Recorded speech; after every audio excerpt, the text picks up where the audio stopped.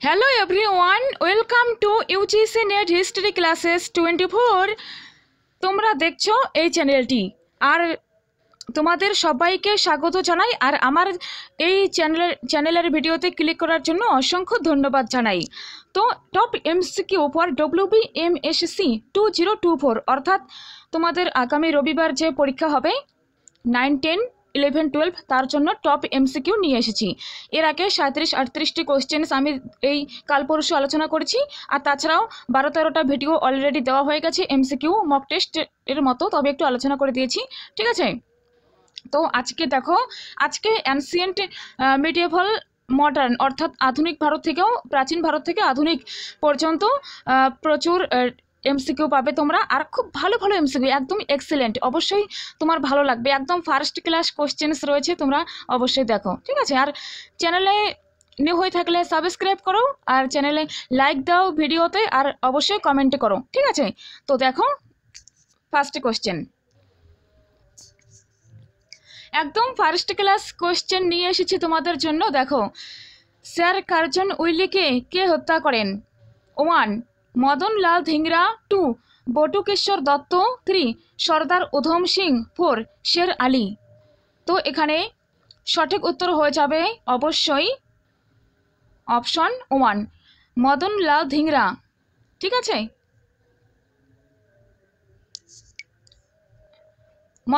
মদন লাল ধিংরা কিন্তু কার্জন উইলিকে হত্যা করেন। নেক্সট প্রশ্ন, নিজাম উদ্দিন আউলিয়ার শিষ্য কে ছিলেন? 1, আমির খসরু। 2, আল বিরুনি। 3, মিনহাজ সিরাজ। 4, নাসিরউদ্দিন মাহমুদ। তো এখানে সঠিক উত্তর হয়ে যাবে অবশ্যই অপশন 1, আমির খসরু, রাইট, আমির খসরু সঠিক উত্তর। নেক্সট প্রশ্ন, সর্বপ্রথম কোন বেদে ইতিহাস শব্দটির উল্লেখ পাওয়া যায়? অপশন 1-এ রয়েছে ঋগ্বেদ। 2, সামবেদ। 3, যজুর্বেদ। 4, অথর্ববেদ। তোমরা সঠিক উত্তর দাও, সঠিক উত্তর দাও। এখানে সঠিক উত্তর হয়ে যাবে অপশন ডি, অথর্ববেদ। অথর্ববেদে ইতিহাস শব্দের উল্লেখ পাওয়া যায়, ঠিক আছে। আর ইতিহাস হচ্ছে অথর্ববেদের উপবেদ, ওকে। এখানে অপশন 4 হয়ে যাবে সঠিক উত্তর। নেক্সট প্রশ্ন, কোনটি সঠিক? 1, সাংখ্য কপিল। 2, যোগ পতঞ্জলি। 3, ন্যায় গৌতম। 4, সব ঠিক। সঠিক উত্তর দাও তোমরা। এখানে অবশ্যই সঠিক উত্তর হয়ে যাবে অপশন 4, সব ঠিক, ঠিক আছে। সাংখ্য তিনি দর্শন তত্ত্ব অর্থাৎ সাংখ্য দর্শন তত্ত্বের উদ্গাতা হয়ে যাবেন কপিল, আর বিষয় হয়ে যাবে সূত্র। যোগ পতঞ্জলি এর বিষয় যোগাসূত্র। ন্যায় গৌতম এর বিষয় ন্যায় সূত্র, ঠিক আছে, সব ঠিক এখানে। তো তোমরা জানো এছাড়াও বেদকে কেন্দ্র করে আর্য সভ্যতা গড়ে উঠেছিল, ঠিক আছে। বেদ শব্দ থেকে বেদ কথার উৎপত্তি, বেদ কথার অর্থ হয়ে যাবে নলেজ। আর্যদের প্রাচীনতম সাহিত্য হলো বেদ, ঠিক আছে। আর ঈশ্বরের কাছ থেকে বেদের বাণী শুনে ঋষিরা সেই বাণী মনে রাখতো, তারপরে বংশ পরম্পরায় তারা আবার তাদের পরবর্তী যে মানুষজন তাদেরকে বলতো, ঠিক আছে। তাই বেদকে শ্রুতি বলা হয়।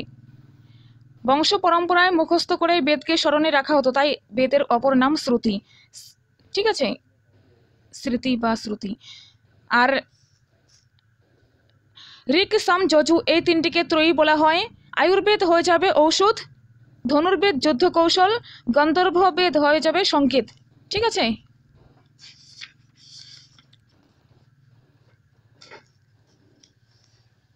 নেক্সট প্রশ্নে চলো। এখানে সঠিক উত্তর হয়ে যাবে অপশন 4, ওকে। নালন্দা বিশ্ববিদ্যালয়ের প্রতিষ্ঠাতা হলেন কে? 1, প্রথম চন্দ্রগুপ্ত। 2, রামপাল। 3, ধর্মপাল। 4, গোপাল।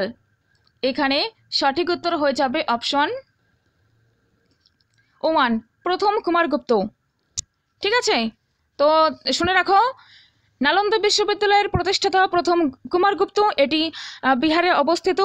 জগদ্দল বিশ্ববিদ্যালয়, এটি রামপাল প্রতিষ্ঠা করেন, এটি পশ্চিমবঙ্গে অবস্থিত।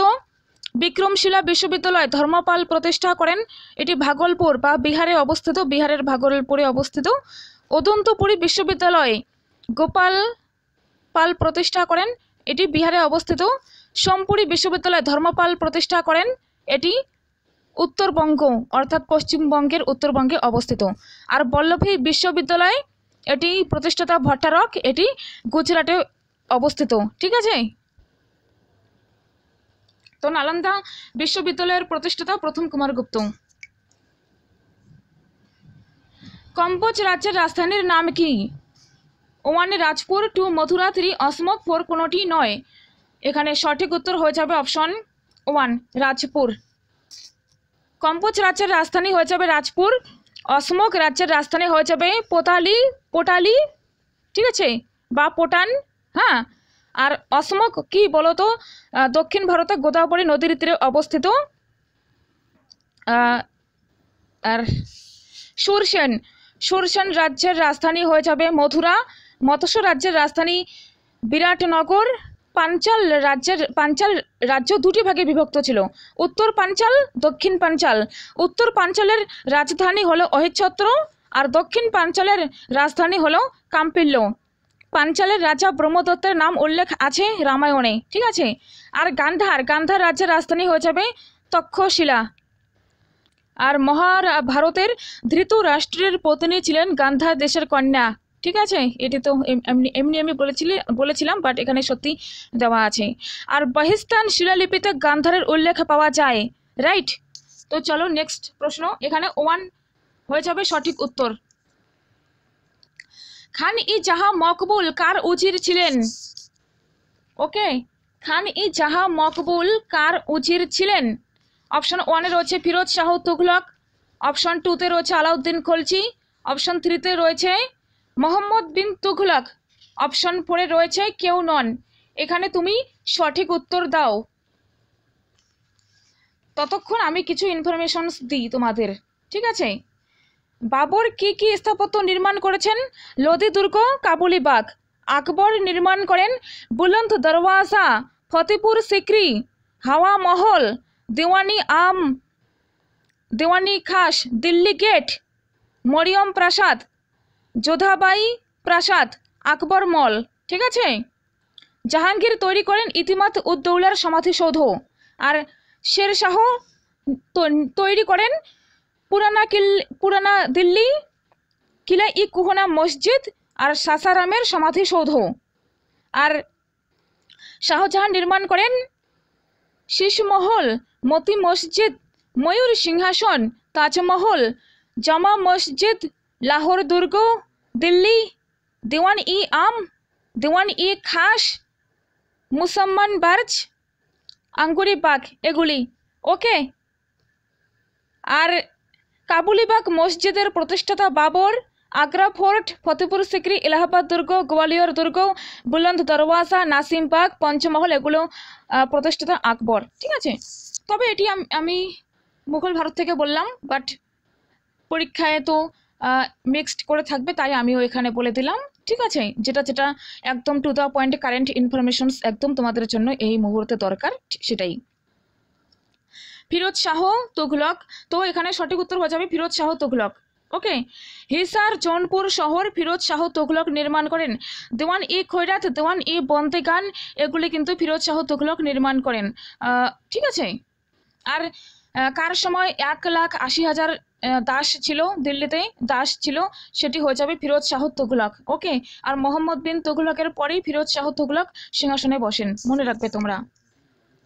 নেক্সট, মৌর্যকালে রৌপ্য মুদ্রা কি নামে পরিচিত ছিল?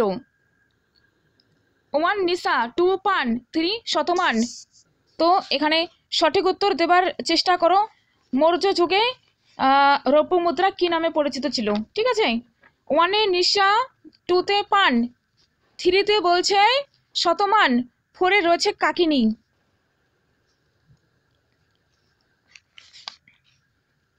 তো এখানে অবশ্যই সঠিক উত্তর হয়ে যাবে অপশন, আচ্ছা আমি দেখ 1 সেকেন্ড ওয়েট।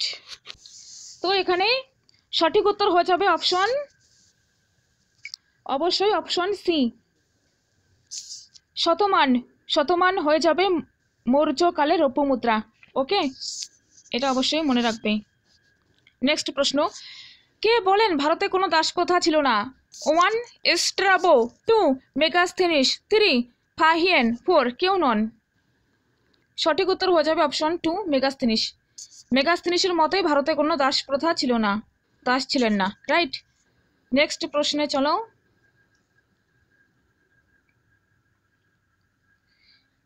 কোন বাকাটক শাসক দ্বিতীয় চন্দ্রগুপ্তের কন্যাকে বিবাহ করেন? 1 দ্বিতীয় রুদ্র সেন, 2 প্রথম রুদ্র সেন, 3 নরেন্দ্র সেন, 4 প্রথম প্রবর সেন। তো অবশ্যই সঠিক উত্তর হয়ে যাবে অপশন 1 দ্বিতীয় রুদ্র সেন। চলো নেক্সট প্রশ্ন, গুপ্ত যুগের স্বর্ণমুদ্রা কি নামে পরিচিত ছিল?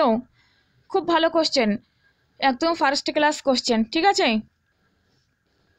যে কোশ্চেন্সগুলো দিচ্ছি তোমরা শুধু একবার দেখে নাও, একটু মনে রাখো, তোমরা কিভাবে যে হেল্প পাবে অবশ্যই বুঝবে। ঠিক আছে, কারণ খুবই ইম্পর্ট্যান্ট কোশ্চেন্স এগুলো নিয়ে এসেছি, আর সবাই ভিডিওটা দেখো। আমি সবাইকেই জানাচ্ছি, আহ্বান জানাচ্ছি এই ভিডিওতেই সবাই দেখো, খুবই উপকার হবে। আর তোমরা বন্ধুবান্ধবী ফ্রেন্ডসদের সাথে অবশ্যই ভিডিওটি শেয়ার করে দিও, আর ভিডিওতে লাইক করো। ঠিক আছে, তো দেখো, গুপ্ত যুগের স্বর্ণমুদ্রা 1 শতমান, 2 কারসাপন, 3 রূপক, 4 দিনার। গুপ্ত যুগের স্বর্ণমুদ্রা দিনার নামে পরিচিত ছিল। ঠিক আছে, অপশন হয়ে যাবে 4 রাইট অ্যান্সার, দিনার নামে পরিচিত ছিল। নেক্সট, ঋতু সংহার কার লেখা গ্রন্থ? 1 কালিদাস, 2 শূদ্রক, 3 বিলহন, 4 বিশাখ দত্ত। এখানে অবশ্যই সঠিক উত্তর হয়ে যাবে অপশন 1 কালিদাস। কালিদাসের লেখা ঋতু সংহার। ঠিক আছে, ভার্বি লিখেছেন কিরাতার্চুনিয়ম, দণ্ডিন লেখেন 10 কুমার চরিতম, মহেন্দ্র বর্মন, এটি তো পল্লব বংশের চলে গেল। ঠিক আছে, বজ্জিকা লিখেছেন কৌমুদী মহোৎসব, শূদ্রক লিখেছেন মৃচ্ছকটিক, সোমদেব লেখেন কথা সরিত সাগর, আর ভাস লেখেন স্বপ্ন বাসব দত্তা। তুমি এটি মনে রাখবে, অবশ্যই অবশ্যই হেল্প হবে। পার্বতী পরিণয় কে লেখেন? 1 বাণভট্ট, 2 বীরসেন, 3 রবিকীর্তি, 4 কেউ নন। তো এখানে অবশ্যই সঠিক উত্তর হয়ে যাবে অপশন 1 বাণভট্ট। পার্বতী পরিণয় লিখেছেন বাণভট্ট। তবে এখানে একটা ছোট্ট ইনফরমেশন শুনে রাখো, যে গুপ্ত অ্যাডমিনিস্ট্রেশন, গুপ্ত প্রশাসনে প্রথম কুলিকে বলা হতো চিফ আর্কিটেক্ট, মুখ্য স্থপতিকে। ঠিক আছে, আর সন্ধি বিগ্রহী কে ছিলেন? যার হাই র্যাঙ্ক ছিল, অফিসিয়াল হাই র্যাঙ্কের একজন, যিনি হাই র্যাঙ্ক বিভাগে কাজ করতেন। Heard for the first time in the Gupta records was সন্ধি বিগ্রহী। ঠিক আছে,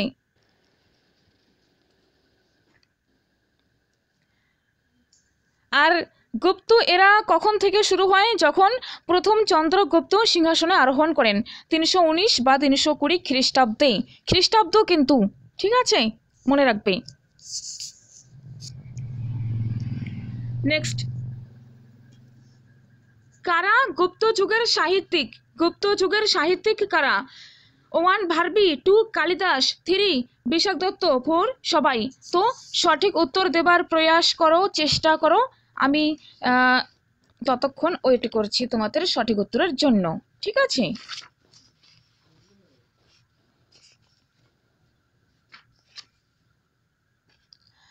এখানে দেখো, অবশ্যই সঠিক উত্তর হয়ে যাবে অপশন 4 সবাই। গুপ্ত যুগের সাহিত্যিক ছিলেন সবাই, ভার্বি, কালিদাস, বিশাখ দত্ত, সবাই। রাইট, নেক্সট প্রশ্ন, আকবরের সময়ে দিল্লির শাহী টাকশাল ও ফতেপুর সিক্রির টাকশালের দায়িত্বে ছিলেন কে? 1 খাজা আব্দুল সামাদ, 2 টোডরমল, 3 খাজা হাসান মনসুর, 4 কেউ নন। এগুলো কিন্তু খুব ইম্পর্ট্যান্ট কোশ্চেন, যারা এক্সামে বসবে সামনে রবিবার, আর যারা এই প্রশ্নে এই ভিডিও ক্লিক করেছো তারা কিন্তু শেষ পর্যন্ত অবশ্যই দেখে যাবে। তোমরা খুব খুব ইম্পর্ট্যান্ট ফ্যাক্টস পাচ্ছ, খুব ভালো ভালো প্রশ্ন পাচ্ছ, ঠিক আছে। অ্যাকচুয়ালি বইয়ে তো রয়েছে, বাট অনেক বই ঘেটে ঘুটে অনেক কিছু ইন্টারনেট দেখে দেখে তারপর পাওয়া যায়। আমি এখানে একসাথে অনেকগুলো ইম্পর্ট্যান্ট প্রশ্ন আর তার পার্সপেক্টিভে যে গুরুত্বপূর্ণ ইনফরমেশন সেগুলো এক ভিডিও দেওয়ার চেষ্টা করছি, তোমাদের অনেক উপকার হবে, ঠিক আছে। তোমরা অবশ্যই এটা দেখে নাও। দেখো এখানে সঠিক উত্তর হয়ে যাবে অপশন 1, খাজা আব্দুল সামাদ। খাজা আব্দুল সামাদ। ওকে, নেক্সট প্রশ্ন, সাসগনি কার সময়ের মুদ্রা ছিল? হ্যাঁ, সাসগনি কার সময়ের মুদ্রা ছিল?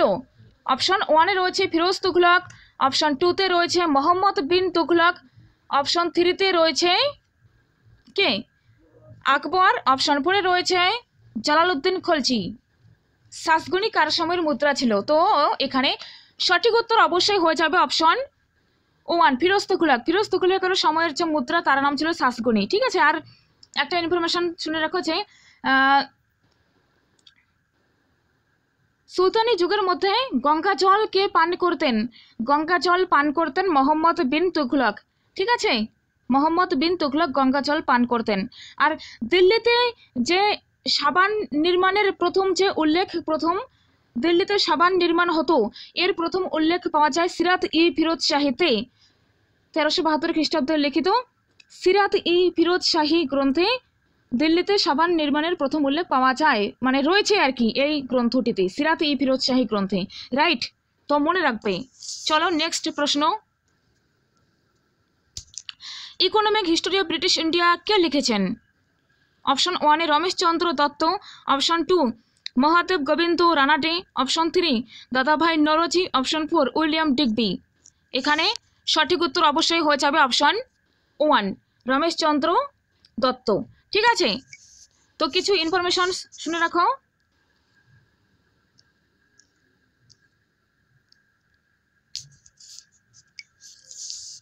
ডিসকভারি অফ ইন্ডিয়া এই বইটি লেখেন জওহরলাল নেহেরু। ভারত কোন পথে এই বইটিও লেখেন Jawaharlal Nehru. Poverty and unbritish rule in India এই বইটি লেখেন Dadabhai Naoroji. Next, rise of the Maratha power এই বইটির লেখেন Mahadev Govind Ranade. India wins freedom এই বইটি লিখেছেন Maulana Abul Kalam Azad. Next, the Indian struggle এই বইটি লিখেছেন Subhashchandra Bose. Okay, Gandhi versus Lenin এই বইটি কে লিখেছেন বলো? দি ইন্ডিয়ান স্ট্রাগল এই বইটি লিখেছেন সুভাষচন্দ্র বোস। গান্ধী ভার্সেস লেনিন এই বইটি লিখেছেন এস.এ. দাঙ্গে, ঠিক আছে। ডিভাইডেড ইন্ডিয়া এটি লেখেন রাজেন্দ্র প্রসাদ। হিন্দু স্বরাজ এই বইটি লেখেন মহাত্মা গান্ধী। গীতা রহস্য এই বইটি লেখেন লোকমান্য তিলক। ইয়ং ইন্ডিয়া না, ভবানী মন্দির নিউ ল্যাম্পস ফর ওল্ড এই বইটি লেখেন Aurobindo Ghosh. Future of Indian politics এই বইটি লেখেন অ্যানি বেসান্ত। আর the Indian war of independence 1857 যে বইটি তোমরা জানো, আমি আগের ভিডিওয়ে বলেছি, বিনায়ক দামোদর সাভারকর, বীর সাভারকর লিখেছেন, ঠিক আছে।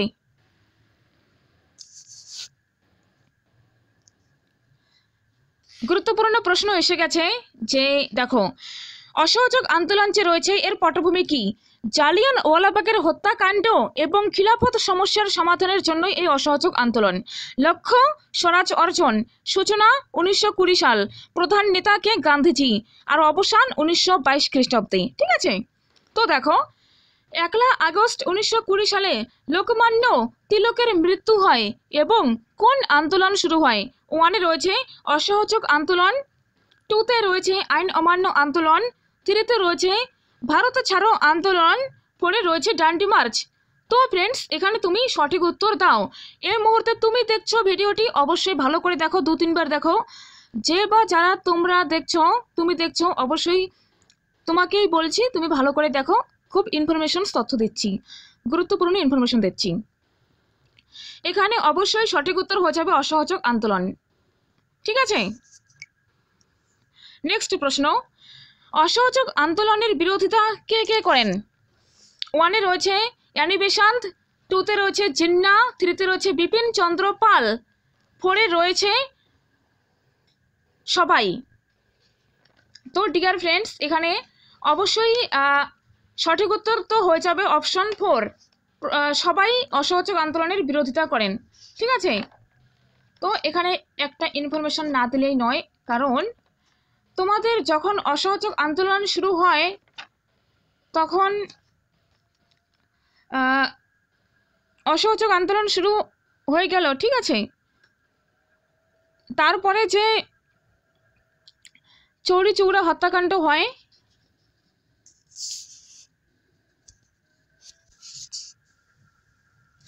আর এই যে গান্ধীজি অসহযোগ আন্দোলন শুরু করেছিলেন, যে কারণ জালিয়ানওয়ালাবাগ হত্যাকাণ্ড, তারপরে খিলাফত সমস্যা, এই সমস্যাগুলোর সমাধান করার জন্যই তিনি এই আন্দোলন শুরু করেছেন।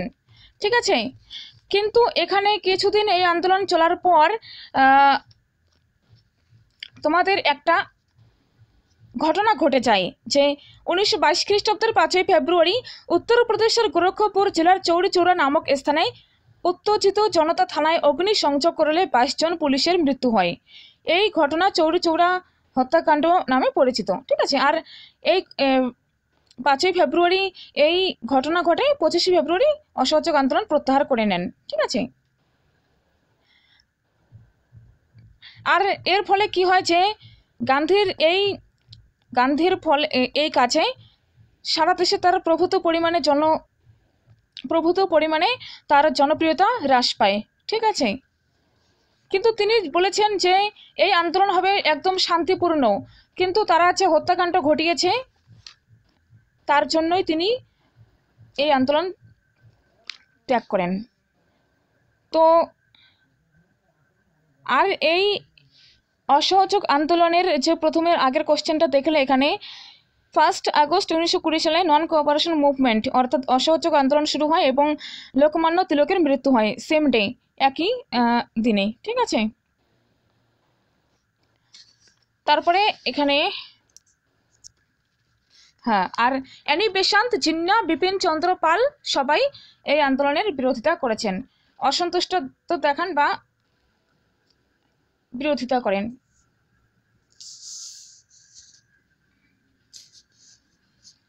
নেক্সট প্রশ্ন, এটার সঠিক উত্তর হয়ে যাবে অপশন 4। ঠিক আছে,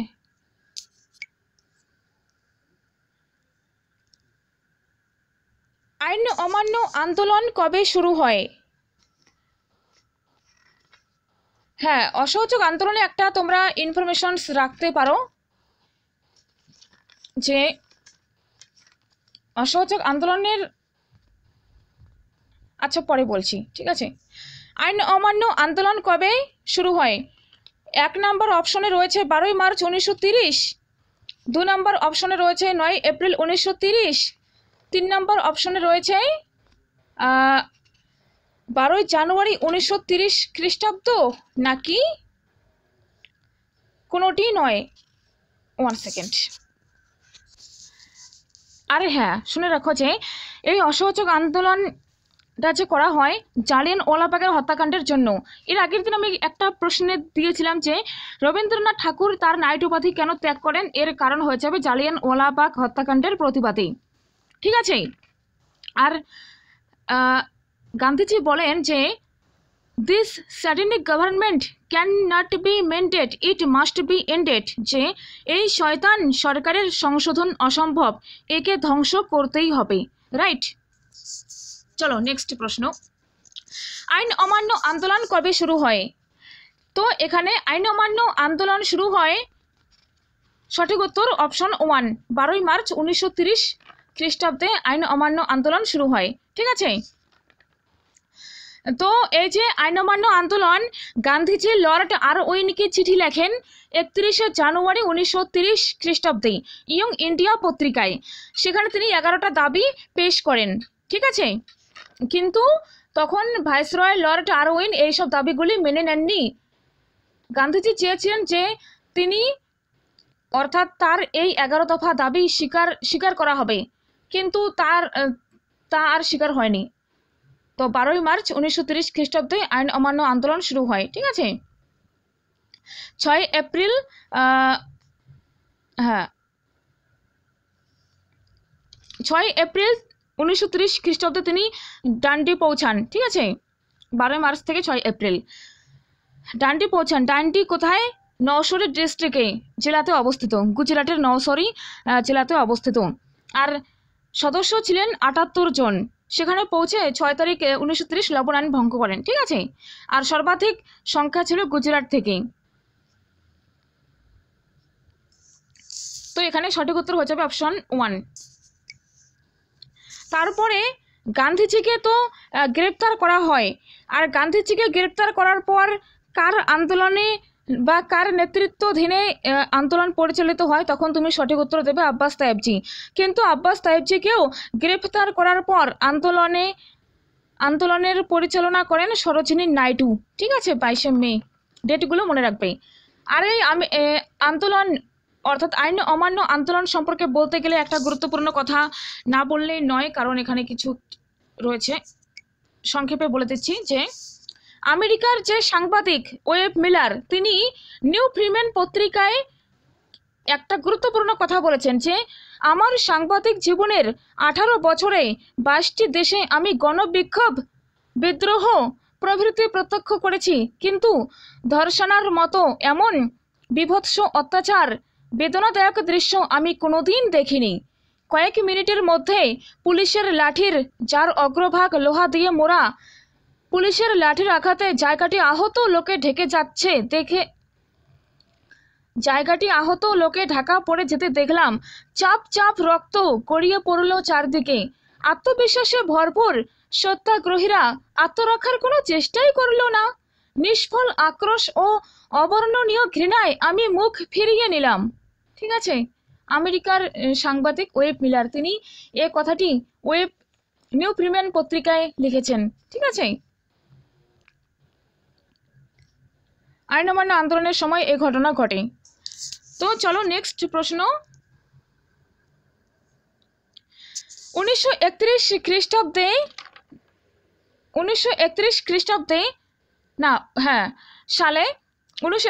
সালে ভারতীয় জাতীয় কংগ্রেসের করাচি অধিবেশনে কে সভাপতিত্ব করেন? অপশন 1 সর্দার বল্লভভাই প্যাটেল, অপশন 2 দাদাভাই নওরোজি, অপশন 3 জওহরলাল নেহেরু, অপশন 4 মহাত্মা গান্ধী। এখানে অবশ্যই সঠিক উত্তর হয়ে যাবে অপশন 1 সর্দার বল্লভভাই প্যাটেল। ঠিক আছে। নেক্সট প্রশ্ন।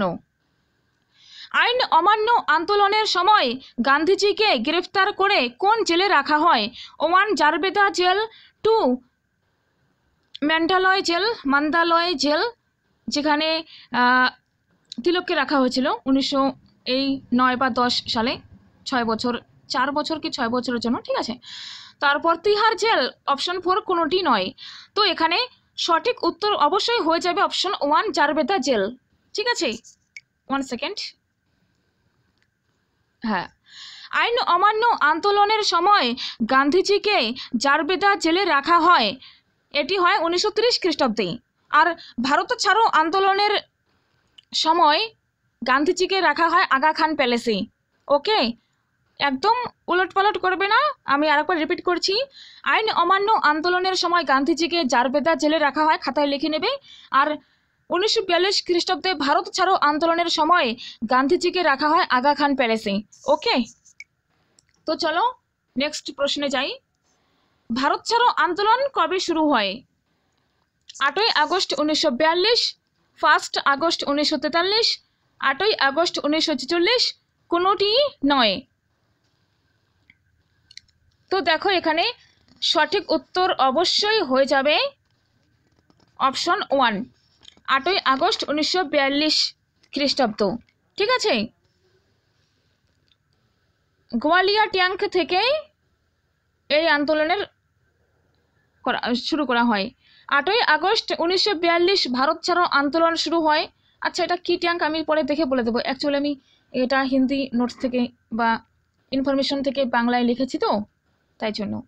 আর 8ই আগস্ট 1942 ভারত ছাড়ো আন্দোলন শুরু হয়, এই জন্য একে আগস্ট আন্দোলনও বলা হয় বা আগস্ট ক্রান্তি। ঠিক আছে, মনে রাখবে। আর 9ই আগস্ট ব্রিটিশরা একে দমন করার চেষ্টা করে, কংগ্রেসকে ব্রিটিশ বেআইনি সংস্থা বলে ঘোষণা করে আর গ্রেফতার করা হয় জওহরলাল নেহেরু, গোবিন্দ বল্লভ পন্থ, পট্টভি সীতারামাইয়া। এই তিনজনকে গ্রেপ্তার করে কোথায় রাখা হয় জানো? এই তিনজনকে গ্রেপ্তার করে আহমদনগর দুর্গে রাখা হয়। এই তিনজনকে গ্রেপ্তার করে আহমদনগর দুর্গে রাখা হয়। আর গান্ধীজিকে আগা খান প্যালেসে রাখা হয় গ্রেপ্তার করে। আবার আইন অমান্য আন্দোলনের সময় তো ছাড়া পেয়েছিলেন পরে।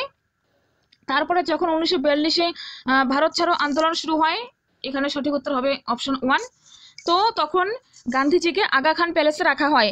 আর ডক্টর রাজেন্দ্র প্রসাদকে কোথায় রাখা হয় জানো? ডক্টর রাজেন্দ্র প্রসাদকে পাটনাতে রাখা হয়। ঠিক আছে।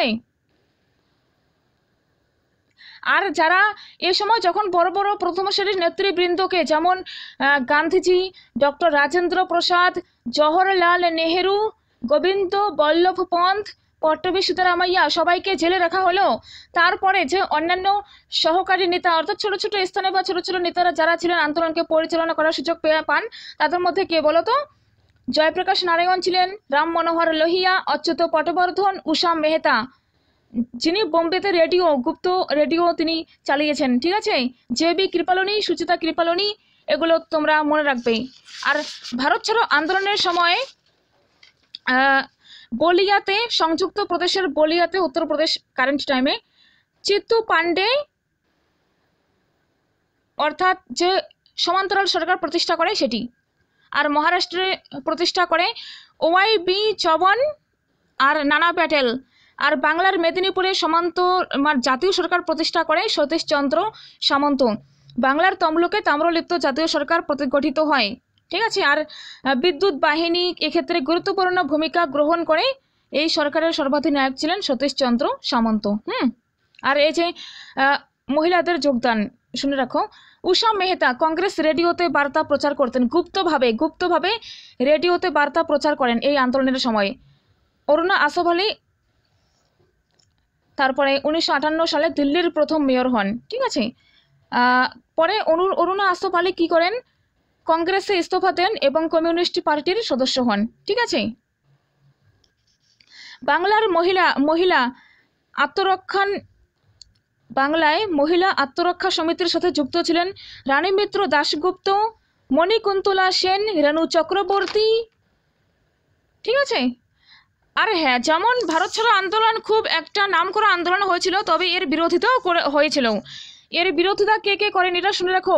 কমিউনিস্ট পার্টি, মুসলিম লীগ, হিন্দু মহাসভা, আম্বেদকর এই আন্দোলনের বিরোধিতা করেন। ঠিক আছে।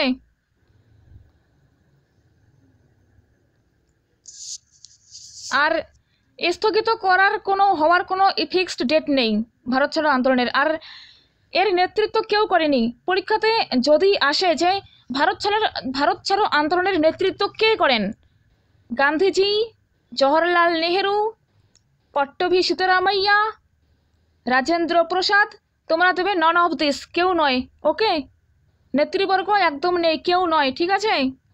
আর এই যে প্রস্তাব গ্রহণ করা হয় 14 জুলাই 1942 ওয়ার্ধা নামক স্থানে কংগ্রেসের ওয়ার্কিং কমিটি ভারত ছাড়ো প্রস্তাব গ্রহণ করে। ঠিক আছে। অবশ্যই এটি মাথায় রাখবে, মনে রাখবে। তো থ্যাংক ইউ সো মাচ। আজকের ভিডিওটি কেমন লাগলো অবশ্যই কমেন্ট করে জানিও। আর এই পার্টটি 11, 12, 9, 10 সবার জন্য গুরুত্বপূর্ণ। গান্ধী এবং ইন্ডিয়ান ন্যাশনালিজম 7 ইউনিটে এই ভারত ছাড়ো আন্দোলন সম্পর্কে তোমরা দেখতে পাবে সিলেবাসে। তো thank you so much, take care. Next video দেখা হচ্ছে। টাটা, বাই বাই, ভালো থেকো।